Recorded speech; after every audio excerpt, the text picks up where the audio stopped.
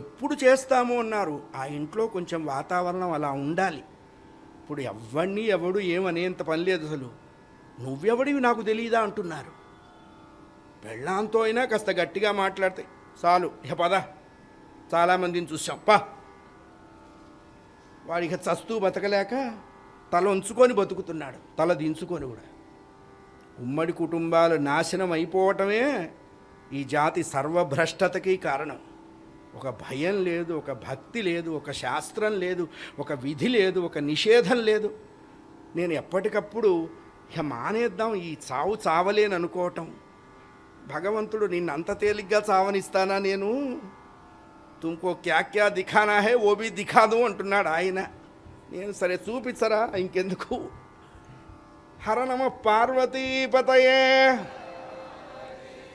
ఇంత ఏడుపు ఎందుకంటే వాళ్ళకి అది ఉంది నాకు లేదని, అంతేగా. వాళ్ళ ఇంట్లో మంచి సంప్రదాయం ఉన్నది. తాతగారు గొప్ప కవి, తండ్రి మంచి పండితుడు, తల్లి చక్కటి వీణా విద్వాంసురాలు సీతమ్మ గారు. ఈ పిల్లవాడికి ఏమైంది అన్నారు. 3 అనుకోకుండా వచ్చాయండి. అలా రావాలి. కొన్ని నేర్చుకుంటే వస్తాయి, కొన్ని జన్మాంతర సుకృతం ఉంటే కానీ రాదు. ఆ జన్మాంతర సుకృతం ఉంటే కానీ రాని విద్య ఏమిటన్నారు? సంగీతం అనేటువంటి విద్య. అది సుకృతం ఉండాలి, అంతేగాని ముందు కూర్చొని శిలలాగా ఉలితో చెక్కితే వచ్చేది కాదు. అసలంటూ ఉండాలి. ఉన్నదాన్ని గురువు ఆవిష్కరిస్తాడు, రిమోట్ కంట్రోల్తో ఓపెన్ చేస్తాడు, అంతే గురువు చేసే పని అది.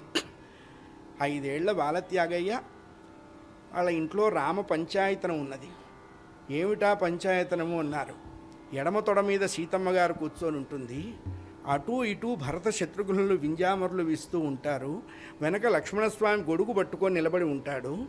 స్వామివారి యొక్క కుడిపాదం దగ్గర ఆంజనేయ స్వామి ఇలా 2 చేతులు జోడించి ఇలా నిలబడి ఉంటారు. ఎందుకంటే ఇలా కూర్చుంటారు స్వామి అంటే, రామచంద్రమూర్తి సింహాసనంలోంచి దిగుతూ ఆ కాలు ఆంజనేయ స్వామి వారి చేతుల్లో పెట్టి దిగుతాటండి. అది ఆయన గొప్పతనం. అది పంచాయతనం. అప్పుడు మరి సీతమ్మ వారు రాముల వారు 2, భరతుడు శత్రుఘ్నుడు 2, 4, లక్ష్మణుడు 5, ఆంజనేయ స్వామి వారు. పంచాయతనం ఎట్లా అవుతుంది అన్నారు. ఒరే నాయన, సీతారాములు 2 కాదురా, 2గా కనపడుతున్న ఒక్కరు. భార్యాభర్తలు అలాగే ఉండాలి. 63లా ఉండాలి. 6 3ని చూస్తుండాలి, 3 6ని చూస్తుండాలి. అది అన్యోన్యమైన దాంపత్యం.